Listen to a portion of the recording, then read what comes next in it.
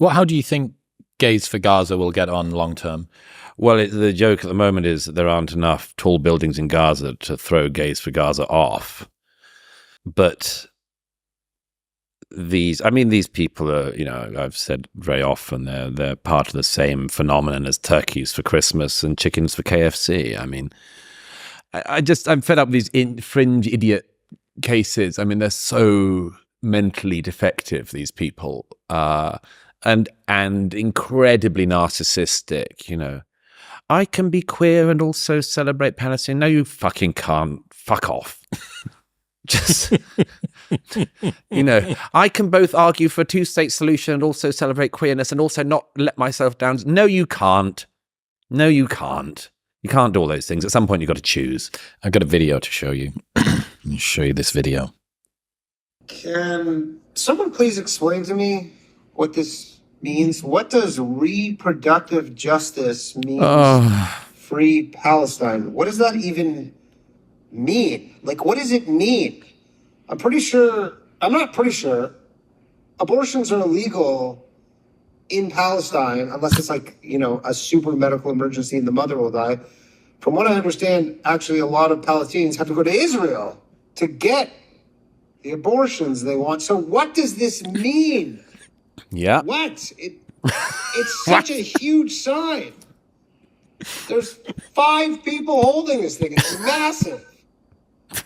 That's very good. That's Danny, the other half of Ryan, who wasn't there the day that you came. Yeah, boys cast. Yeah, reproductive justice means free Palestine. What do you think? This is just incredibly ignorant young people in America who have been taught this weird version of the world where all oppressions interlink and interlock, and you're either the majority or the minority for minority rights and issues, or for majority rights and issues, and all minority rights and issues intersect and overlap, so that if you're queer, somehow no, it's not even that. These ignoramuses who couldn't point to the River Jordan if you showed it to them on a map, walk along the streets of America shouting, from the river to the sea, Palestine will be free. Because they think the Palestinians are the underdogs in this weird version where they've mapped they've mapped a very specific version of American racial politics onto everything else in the world. It's the same thing people who talk about colonizers. I mean, there's this language of colonizers, apartheid, all this stuff.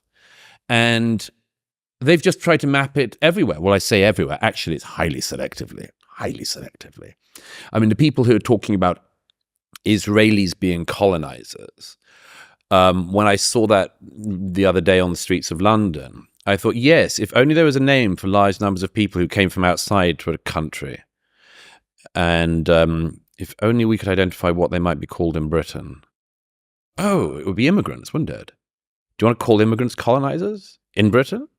You sure you want to follow this logical conclusion? The talk about indigenous peoples. Oh, okay, great. Anyway, you don't want to apply that. Might there be a country or a continent, say, Europe, where you don't want to start talking about the indigenous peoples? I notice that people don't. But if you do want to, welcome to hell. So, no, all that is happening is a very selective mapping of a particular interpretation of the world that very dumb people in America have tried to put on certain selective other cases. And it doesn't work. It just doesn't work. But may they never find out how much it doesn't work.